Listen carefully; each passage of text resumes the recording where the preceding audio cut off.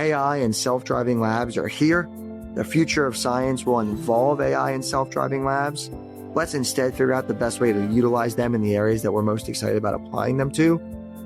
That will propel the entire industry that much more forward. And so I would deeply encourage everyone to do research, go read all the publications that are coming across in bio and materials and all the other fields in science that are using AI and SDLs today, and start thinking about the areas that you want to apply these technologies to and how impactful high throughput experimentation and AI-driven discovery can really be in that field. The more people that do that, the more innovation we'll have and the faster technological progress we'll see. Welcome to The Global Lens, Science Diplomacy in Focus. A podcast exploring how science, technology, and strategic partnerships are shaping our world and the diplomacy that brings them together. Now, here is your host, Daniella Sussman.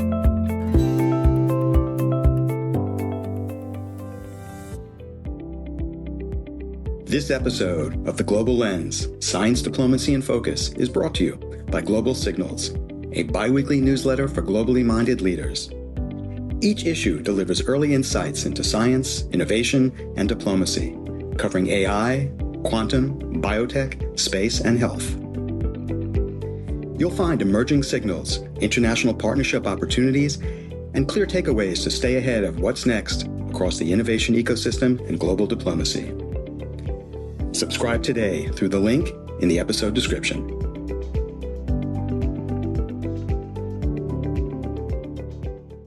The story of science is no longer just about discovery.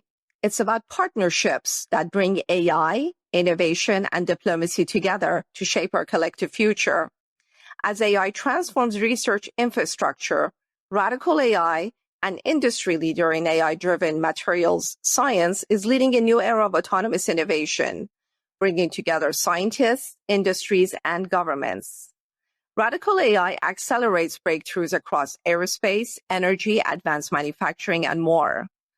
This isn't just about algorithms or labs. It's about science diplomacy, where Radical AI acts as a catalyst for countries building AI-native capabilities, accelerating critical technologies, and shaping a more dynamic global innovation economy. I'm thrilled to have Joseph F. Krause, co-founder and CEO of Radical AI, on the show today. A U.S. Army National Guard veteran and trained materials scientist, Joseph pioneered neuromorphic semiconductor research at the Army DEVCOM Research Lab and later led deep tech investment at Alicorp before founding Radical AI. Today, his company combines AI and robotics to build a unified scientific intelligence platform, one that autonomously discovers, designs, and manufactures advanced materials, bridging gaps between research, industry, and policy. Joseph, welcome to The Global Lens. Thank you so much for having me. It's a pleasure to be here. Let's start with the story behind Radical AI. What inspired you to create this next generation company at the intersection of AI and scientific discovery? And how did the name come about? What we do at Radical AI is we create intelligence in an artificial form for science, artificial scientific intelligence, as we call it. And we do that by building really an integrated scientific discovery flywheel in material science today that enables us to rapidly shrink the timeline and the cost to do novel materials discovery. And I'm sure we'll get into the details of what does that mean and how does that actually operate, and we can go through that. And where it started was really this interest in applying AI to the physical world. So me and one of my other co-founders, Jorge Colindres, were at a firm called Alicorp, which is a venture capitalist firm based here in New York City. I was investing in material science. Jorge was investing in software. And it started to be ML, of course, and we were paying attention to where investments in AI were going. And we were really annoyed because everyone was picking really low-hanging, unimpactful problems that really we didn't care if they became a reality or not. And we had this question of, if AI is this amazing, if it's this impressive, if it does this many new things, surely there must be opportunities to actually make a stepwise change for humanity. And so Jorge went off and read like a ton of research on machine learning and AI models. And is this thing really going to be impactful? And he comes back to me a week later and says, yeah, I really think this technology is going to be game changing. And so I said, well, what about material science, right? Regardless of industries that you care about, automotive and aerospace, manufacturing and defense, climate, energy, semiconductor, electronics, every industry in the world is a direct result from materials R&D. And so we spent the next 3 months reading every publication ever published at the intersection of AI and materials. And one thing became incredibly apparent to us. AI will impact materials, but you must do experimentation to really make said materials. And that's how we found our third co-founder, Dr. Herd Cedar, who is an academic at Berkeley and Lawrence Berkeley National Lab. He had built one of the first autonomous labs in the United States called A-Lab and joined to co-found this company with us, and we went from there. So that was the founding story. On the name, we had picked a few names for the company, and we kept finding other startups that had these names or a company already existed. And we were actually sitting at a Korean barbecue restaurant in Silicon Valley waiting to meet with an investor. And these were the early days. We were kind of in formation phase. And we said, you know, what we're trying to do is so radically different than whatever has been done in science before. We really need a name that encompasses that. And one of us said, well, what about radical? What we're doing is radical. And then I had opened my phone and opened Canva, which is this application you can do design on, and put a huge uppercase R on that. I was like, here we go. We're going with this logo, at least for this pitch meeting, because when you're a founder, you got to do things in minutes and seconds. And so we were walking into a VC meeting and we need the logo for that. So we did it about 15 seconds before we walked through the front door. And in that R, we were like, oh, that's like inorganic chemistry when you have an unknown functional group. And actually with the dot, that can become a free radical, right? Which is this thing in organic chemistry. It's a free electron. It's really destructive. It kind of messes things up really fast, which is what we're trying to do in the materials industry. So you had this nice play on what we're doing is radical. You have these free radicals, which are destructive to an environment and rebuild the material space. And it was this nice kind of play on words and really, I think, captured the company we were trying to build. And then in all seriousness, we are very serious about the culture of the company we're trying to build. And it really felt like this name captured what we were trying to go out and do. And so we stuck with it and went from there. Amazing story. I first heard you at the AI Plus Science Summit in Washington, D.C. earlier this year, where you shared how Radical AI's autonomous labs can run hundreds of experiments daily, outpacing traditional research. With recent milestones like a $55 million funding round and a U.S. Air Force contract, you're clearly transforming materials R&D for hypersonics, clean energy, and beyond. Correct. From where you sit, what does this AI-driven shift mean for the future of science? That's a very good question. And you saw the demo live, right, which was an exciting demo. So you saw some of the behind the scenes that no one has really seen outside of a couple other areas where I've given that demo. So you got to see the real workings of how we build it. Absolutely. I think it means two things at the highest level, but there are a bunch of things that come from these two things becoming a reality. Number one, we move from a serial-based process to a parallel-based process. I'll explain what I mean. I'm a material scientist by training, and when I was a scientist, I would take the steps of the scientific process in a serial fashion, right? One after another. I would read a bunch of publications in a field I was looking into. I would think about those publications and make a few hypotheses that I wanted to test. I would go into the research lab. I would fabricate or synthesize those materials. And then I'd run a bunch of characterization and property testing to see, hey, what did I make? And then what are the resulting properties of that? And compare that to my hypothesis and go all the way back to the start of that loop, look at my results, start reading more papers, and again, of course, cycle through that. This is the scientific process that exists today. But with AI making hypotheses and then self-driving labs rapidly iterating on them and testing, you no longer have to operate that way. Actually, everything that I just described, you can do in parallel. You can be reading a bunch of scientific publications while analyzing your SEM or XRD or other characterization results at the same time. And so you can actually start to do these things not only more efficiently and of course faster, but in a way that draws connections that the human brain can't draw, right? I can't be reading a scientific publication while studying XRD spectra and then find some image in that publication in my own spectra and draw a conclusion. I mean, I could. I'd have to get lucky, though, on the iteration of that. And that's point number 2, scale.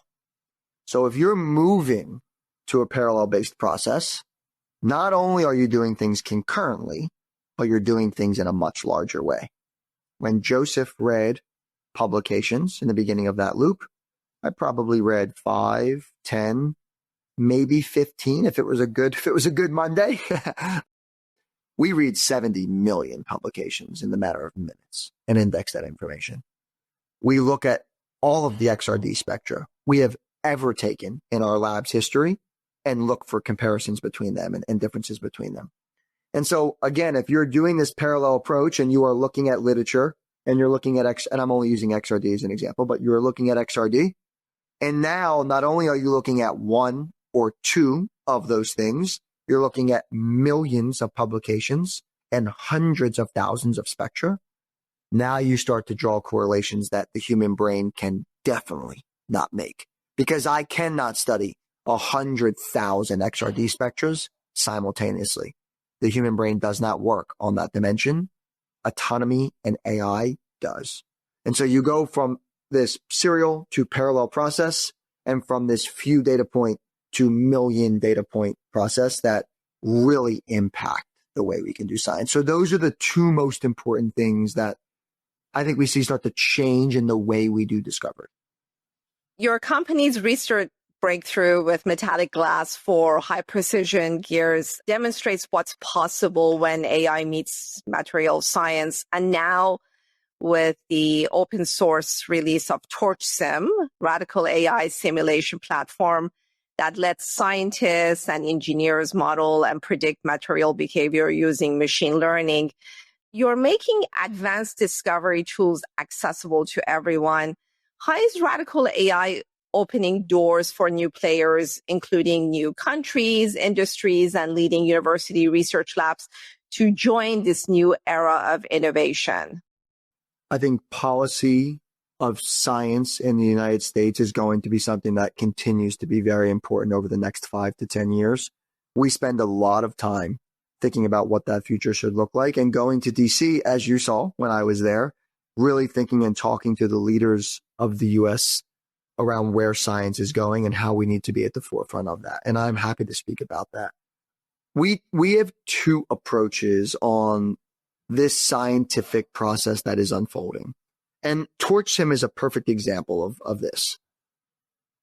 The entire community is really using tools that are old, right? And or have been around for a long time. And it's not to say that those tools are not useful.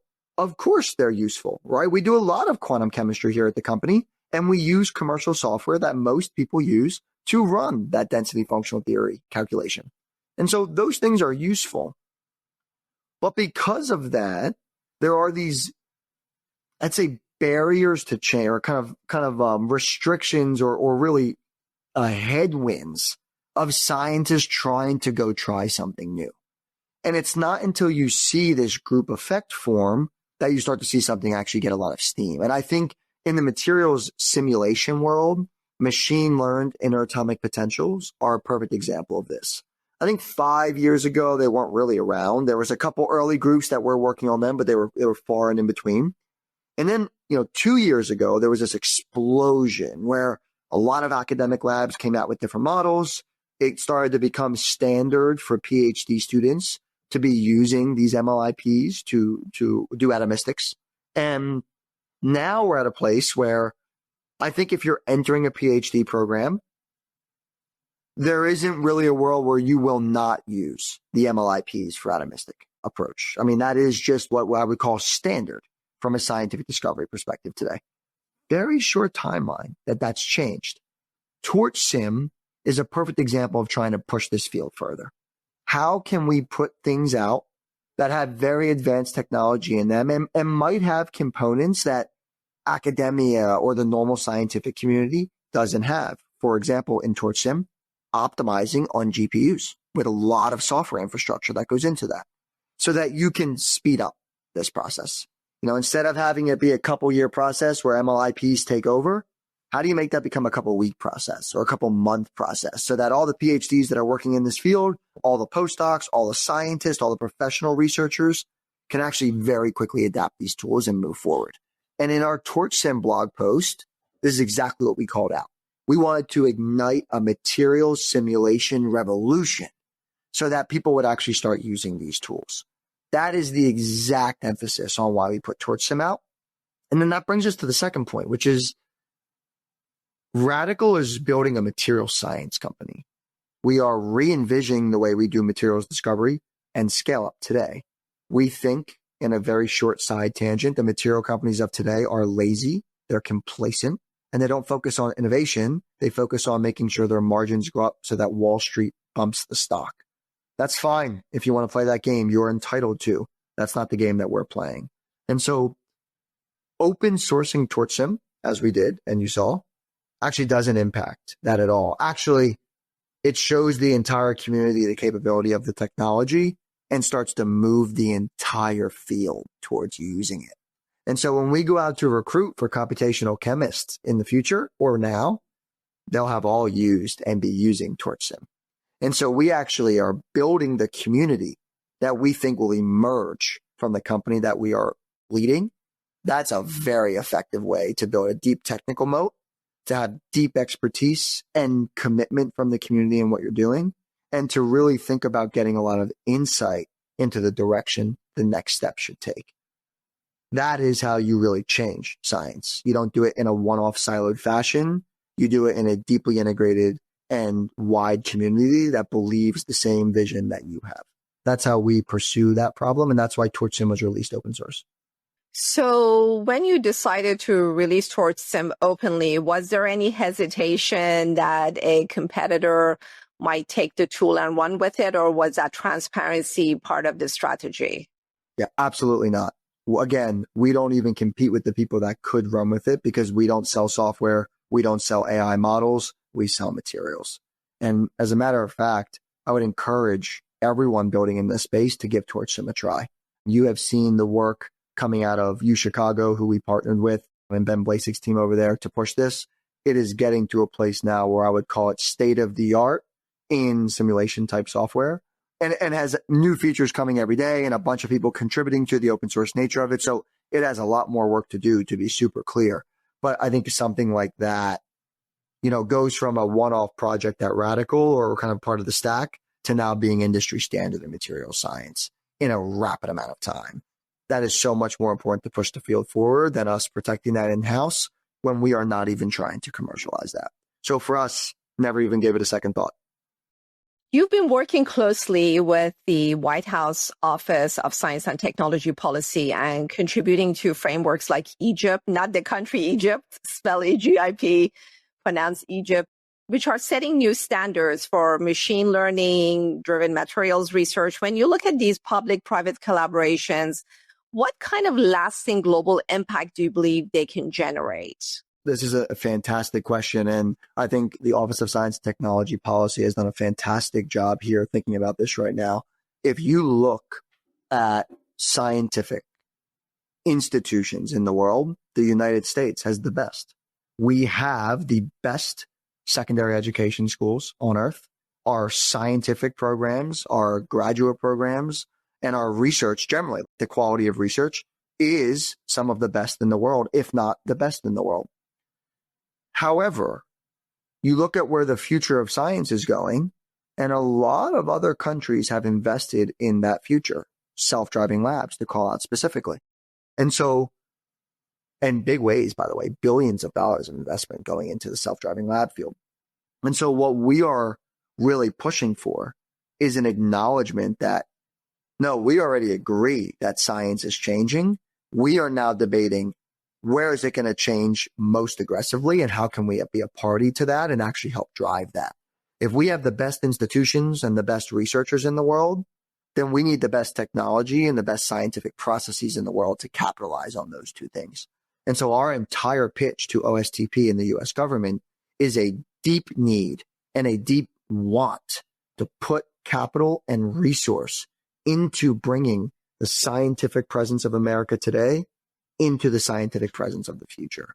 And we did an RFP on this, or an RFI, request for information, where we submitted to OSTP on where we think AI policy really needs to be. And in the AI policy plan that came out, you do see science, and specifically material science, called out in the first couple paragraphs of that opening document. And we think it's just a testament to, I think, how knowledgeable they are about the fields that are going to be impacted, but I think how well understood everyone is on, yes, this is going to be transformational in scientific discovery, and the United States needs to be a world leader in developing this technology. I want to quickly go back to TorchSim. I'm super excited about it. It's turning heads. It's enabling scientists, engineers collaborate on important global challenges. And I want to get your perspective. How do you think this demonstrates that AI can serve as a platform for international collaboration and shared wins? I think one of the biggest things in AI is data, is particularly material science, of course. We have heard the notion, and it's very cliche now, to say more data has better model performance. And with likes of ChatGPT and Gemini and all these other models that are coming out, this has been beaten into us to understand this concept. But those all operate in spaces where data is plentiful. You can index the web, you can understand and index novels and textbooks and a wide range of things that bring in information on general human knowledge. That is not the same in science at large. And if you go specifically into a field like material science, which for us and what we talk about is every day, for most people is a very specific niche that you're talking about, we don't have those data sets. There aren't that many that exist today. And so by pushing something like TorchSim, you start to erase that data problem. You start to enable the ability to do very fast simulation, which can drive larger data sets. And if you're doing better simulation, and of course, in our opinion, you build self-driving labs, you can do better experimentation, faster experimentation. Now you start to build very large data sets, both computationally and experimentally, which is very important, that actually drive this field forward. And I don't think this is a theory. I think we already see this as true. Meta's team, the chemistry team at Meta, they've done a tremendous job of this with OMAT and the Open Catalyst project, where they have open sourced some of the largest, if actually probably the largest data sets in material science. We use them here at the company. I think everyone uses them. And it's really driven the field forward. I think that team deserves a lot of recognition for running those computational data sets and actually making them open source for everyone to use. My hope, and I know that the team's hope, is that continues to contribute to that. I hope it's a catalyst to drive even bigger data sets, which will therefore impact AI. And so I think the more democratized the tools that we build, you can make them, the more people work on this and the bigger the industry becomes. And I think that will generally drive AI forward. Great points. In your view, who or which sectors are best positioned to shape the rules for global AI standards, data sharing, and innovation frameworks as new technologies accelerate faster than regulation can keep up? And what role can Radical play in helping guide that process? It's a tough question. I'm not going to sit here and lie to you. Regulation is always a tough question. I think it's been in the news a lot over the last 18 months because of this exact problem in different industries like nuclear, in different industries like the FAA and the aerospace industry. I think one thing is true between them, though, a conviction that this space is changing. And I think that's actually more important than most people realize. In some places, there is debate on if the industry in discussion is changing. And so there is time and resource dedicated to convincing and demonstrating, no, let me show you why this industry is changing in this way, or on the other side, this industry is not changing in this way. I think that slows the curve of innovation and therefore the adoption of the change that is in discussion. For science, I don't think that conversation is happening. I think almost everyone is in agreement that AI will make an impact in scientific discovery. I mean, multiple Nobel Prizes have gone out now for AI-driven scientific discovery, or AI having a piece in some scientific discovery. And so I think because that is a solved problem, or I should say maybe not solved, a well understood problem, and people are on the same page with where AI and science are making an impact, we can actually then turn the conversation to exactly what you called out. What does public-private partnership look like? How do we think about data and where that data lives and who owns what? Where should we build collaborative environments or institutions where we are sharing data, frameworks, robotics, and labs, and being able to kind of decentralize science in a way? Where do you not want to decentralize science? And where do you want to actually make the pinnacle of state-of-the-art science exist, like in the national lab ecosystem today, which does a fantastic job at pushing really cutting-edge science forward? I think you turn the conversation to all of these things and probably 100 more things that I didn't mention here that someone might be listening and think, well, what about this topic area? Exactly. That is really important to note, because if we needed to spend all of our time thinking about the first one, man, the styming of innovation and the slow-moving nature of that is really detrimental, in my opinion, to focusing on the things that matter. That's like the starting point. And you don't get to the real, underlying technology until you reach the point we're at today in materials. So that's really important. It's a great question. I want to bring it down to the personal level. Your journey from neuromorphics research to deep tech leadership gives you a unique perspective. What can policymakers in Washington, Brussels, or Singapore learn from Radical AI's approach to building AI native research programs that drive innovation and global collaboration? I think we have been talking a lot about focus and how when government can focus on a research sector, huge change happens. And this is true, even for those that don't see government in this lens. I think two immediate examples to call out that are very obvious are the Manhattan Project and the space race with the silicon industry.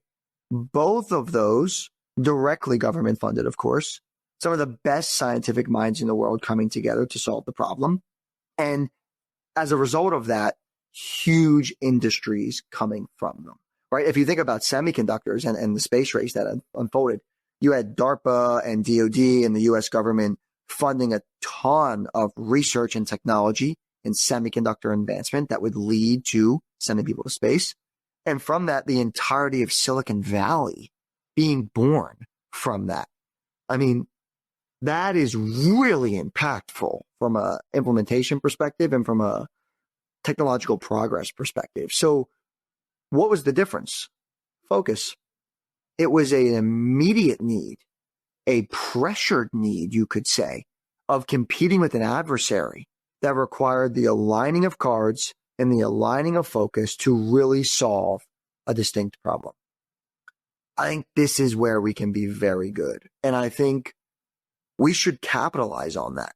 We should capitalize on the fact that America is incredible at innovation. The most important innovations in the world started here, and the most innovative companies in the world are from here. And so the faster we can recognize that, the more we can focus on, well, where should we innovate? And what should be the next version of the Manhattan Project, right? In what field, in what space, in what technology sector? Those are the good debates to have today. Not if we should focus on innovation, or not if the government has a part in innovation. We naturally do from the amount of science that's funded by government dollars. Whether we like that or not is a way different policy discussion that you can go into. As of today, as of November 20th, 2025, the government funds scientific research and scientific innovation. From that, we should focus on the fields that we should move into and the impact that they can make, not on whether or not that's moving fast enough or the way that that gets sliced up and diced up. That's a personal opinion. That doesn't mean it's correct, but we really think that if we have focus applied to certain problems, we can get to solutions. And I think this has been proven time and time again. No, I agree with you. I want to shift gear a bit for a moment, and I'm going to have like series of lightning round, brief answers, whatever comes to your mind. For a country that currently lacks significant AI research infrastructure, What's the most powerful first step you could take to meaningfully enter this new era of scientific discovery? Well, you need compute. That's that's an unfortunate but real answer. You do need the capability to actually run these models. Maybe a more approachable answer is an interest and a commitment. Look at TorchSim. That's open source today. You can go start working with TorchSim and bring it into your scientific workflow. You can do that today. Outside of Radical AI, there are a multitude of open source, machine learned interatomic potential models that are available that you can use to run very fast atomistics. If you have an interest, you can get started in those things. And so I think that's the best place to really go, is identifying that this change is already here. And I want to start using the technology that is available to me today to do that. Anyone with a computer and an internet connection can use these systems. Yes, you need some training and you need to understand what they're doing and why, but it's not like there is a pay to entry or there is a barrier to being able to entry. There is information publicly available on how to use these systems, and those systems themselves are publicly available, so you can move quickly into the field. And I have talked to a bunch of PhD students, spoken with them at length about how to move into this field, and they have told me this answer directly. That's where I get it from. Oh, I actually just went to GitHub and found an open source package, and I started playing with it. And I watched YouTube videos on how to use it and what it's trying to do. And now I actually can run some pretty simple workflows to speed up my process. So I have like confirmed evidence from people who have not worked in the field before to who work in the field now who have done exactly that. And so that's not a theory or me postulating that that's possible.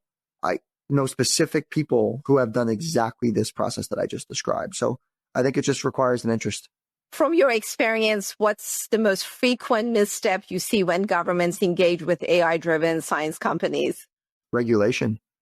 I think regulation is a seriously debated, and maybe this is an aggressive answer, but regulation has its place in some fields, obviously. A very simple one is thinking about how regulation impacts biology and pharmaceuticals and drugs and that whole industry. I mean, of course, clinical trials are generally a good thing. I think most of the scientific community thinks that those are a good thing. Of course, there is a place for that. But I get asked all the time, let me give you a concrete example. Well, how do you know that your AI is not going to create dangerous things?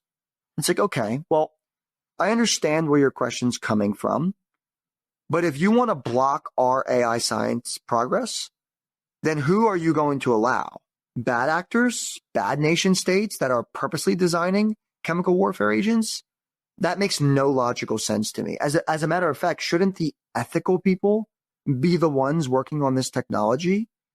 That to me makes the most sense. And so I think getting in the way of allowing smart, right-minded, good people, and I don't mean us as in good people only, I mean generally the scientific community in the United States and globally is a good community. They deeply believe about pushing the world forward in a positive way.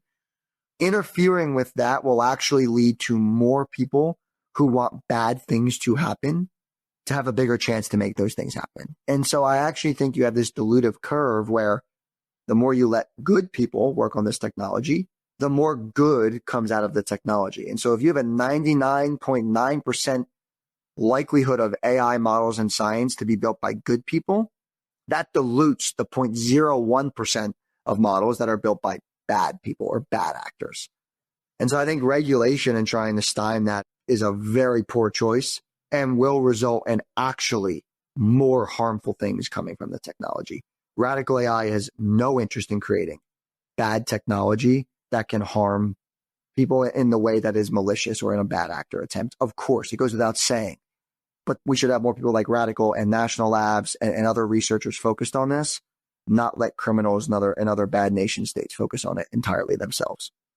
Absolutely. If you could encourage State Department working with foreign ministries worldwide to sponsor one bold experimental initiative in 2026 to advance international AI scientific partnerships, what would it be, Joseph? Easy. A national lab that is fully autonomous and self-driving and driven by AI. We should have a national facility that is entirely autonomous and runs with AI scientists so that researchers can do hundreds of times the experiment than they can do by themselves. Self-driving lab infrastructure is here. This idea already exists elsewhere. There are other countries who have already built out a program like this. I think the US has certain programs. I know the NSF has a couple programs out right now on cloud labs. I think we should have a DOE type laboratory that is entirely autonomous in nature. One practice from the laboratory or startup world you believe every policymaker or science diplomat would benefit from adopting? That's a very tough question. We are typically on polar ends of the spectrum, to be honest with you. First principle thinking. We ask the question why a lot. And sometimes we ask the question why of things that people in the industry will say are a fact. But we still ask the question why. And when new technology is evolving, those things can change. And so I think really understanding why we are doing something, which we do as a company, would be a very effective thing that they could also use in the policy lens. Another answer, like speed is incredibly important to startups. I actually think speed is the challenging one when it comes to policy. I think there are a lot of stakeholders involved. There are considerations that have to be taken into account. You have general politics that play into policy, which always slow things down. So while I'd love to say speed, I actually don't think that's a practical answer because policy will never move fast. And so the other answer would be first principle thinking, really understanding what is the objective of what we're trying to accomplish and what is the best way without opinion to do that. We should do that. And I think that's the best thing moving forward. And I think the most successful policies have been the ones that are truly trying to solve a problem, not truly trying to meet someone's need or someone's demand, or are deeply politically influenced. And I think bringing more first principle thinking to DC would be a very good thing. For policymakers, diplomats, innovators, and researchers listening, what's one practical step they can take to ensure AI accelerates collaboration and not rivalry? There will always naturally be rivalry in some aspects of the word. Even between scientific labs, there might be friendly rivalry, and we want to make that discovery before you do. And actually, that's good. That drives the discovery faster. So I don't think you can lose the competitive nature of discovery or scientific innovation. I think that is important. And so I think if you almost frame the question a little bit differently and how do you build layers of the ecosystem that support its growth while not stymieing progress would maybe be another way to phrase that question. Data is an immediate one. That is obvious. And the US government has done this. The Materials Genome Initiative set up the Materials Project, which my co-founder at Radical AI was deeply involved with. That is a good example of where they really put effort into making a public infrastructure play on having all of this data. And there is argument to be said that MP actually kicked off the materials AI revolution, and that there was these open source data sets that a lot of scientists could now go use and actually implement in these MLIP based approaches. And so that's a perfect example of one that someone has done very well. There's a lot of thought around, well, what comes next? Like what's built out? And that's a much harder question to answer. It depends on who you're asking. Industry has a different opinion than government, who has a different opinion than end user. And so that, I think, gets a little bit more thorny. But generally, I think everyone is in agreement that infrastructure like data is a perfect place to sit at the public level. Great point. Before we wrap up, is there anything else you'd like to share with our audience? I think an acceptance and an excitement around where the future of science is going. Look, when you think about our most important industries today, every one of them is plagued by a materials bottleneck. And so the mission statement of Radical AI is to remove materials as the biggest bottleneck to our most important inventions. That generally will be unbelievably transformational for the world. If every time you go into looking at a new technology, a space civilization, nuclear fusion energy, all the way through to supersonic flight, if you remove materials as one of the bottlenecks to making those things become a reality, you dramatically reduce the time and cost to getting to that technological level. And that can apply in so many areas other than material science. And so this acceptance that AI and self-driving labs are here, the future of science will involve AI and self-driving labs. Let's instead figure out the best way to utilize them in the areas that we're most excited about applying them to. That will propel the entire industry that much more forward. And so I would deeply encourage everyone to do research, go read all the publications that are coming across in bio and materials and all the other fields in science that are using AI and SDLs today, and start thinking about the areas that you want to apply these technologies to and how impactful high throughput experimentation and AI-driven discovery can really be in that field. The more people that do that, the more innovation we'll have and the faster technological progress we'll see. We'll be watching radical AI closely. Thank you so much for joining the Global Lens, Science Diplomacy in Focus.